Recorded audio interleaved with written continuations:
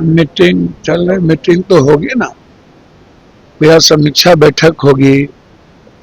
इन्होंने क्या दायित्व को मजबूती से निभाया, जिम्मेदारी को किस अच्छे तरीके से लिए, तो आज कैसे चोरी की गई, कैसे आम जनता के अधिकार को छीने गए, कैसे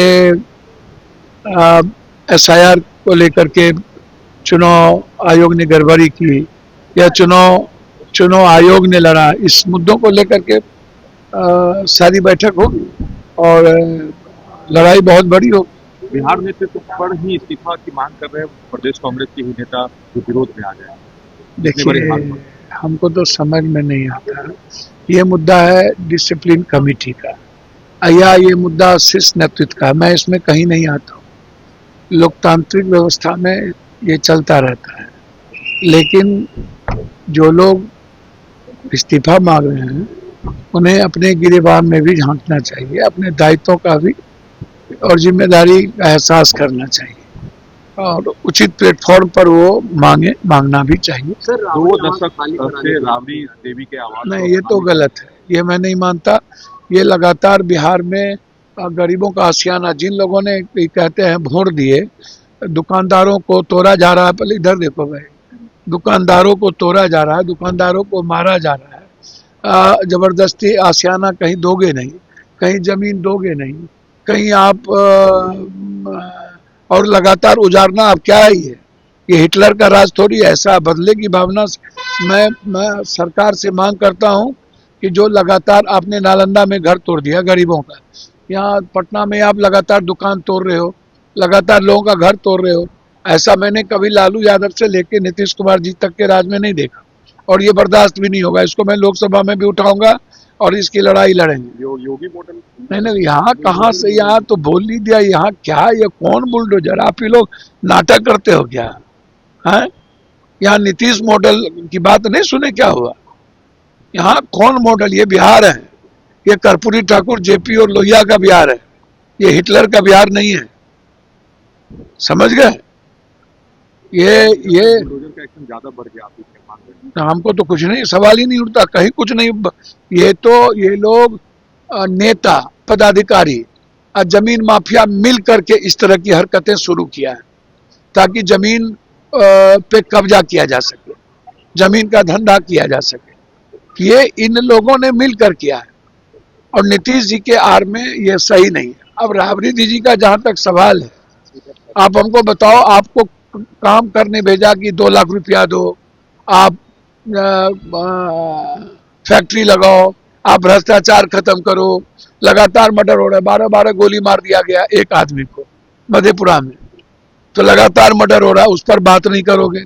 राबड़ी देवी जी एक्स सीएम रही है और लालू यादव जी एक्स सीएम ने, दो एक्स सीएम और Z plus security, Z Y threat और विपक्ष के नेता, तो आते ही ऐसी कौन सी राजनीतिक बदले की भावना शुरू, ये कौन बर्दाश्त करेगा? ये कतई बर्दाश्त नहीं होगा। ना तो गरीबों का आशियाना उजरने देंगे और ना ही राजनीतिक प्रतिद्वंदिता के साथ इनको कोई कार्य करने देंगे। खाली नहीं करेंगे भैया, मैंने आपको कहा ना, कोर्ट जाएंगे, जो जरूरत पड़ेगी करेंगे, लेकिन इस तरीके से पॉलिटिकल भावनाओं से ग्रसित होकर ये नीतीश जी ने कभी ऐसा नहीं किया। कौन है इसके पीछे, इसको नीतीश जी को देखना चाहिए और इससे गरीबों में आक्रोश है और इस तरह की किसी भी कृत्य का हम विरोध करें। सर, संसद में आप जय हिंद और वंदे मातरम नारे पर प्रतिबंध की बात कही जाती है।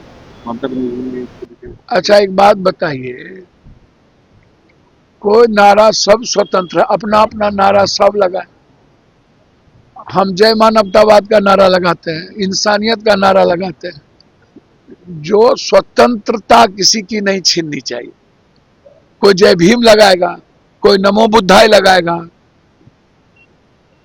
अंबेडकरवादी सोच से ही आप देश का डेवलप कर सकते हैं।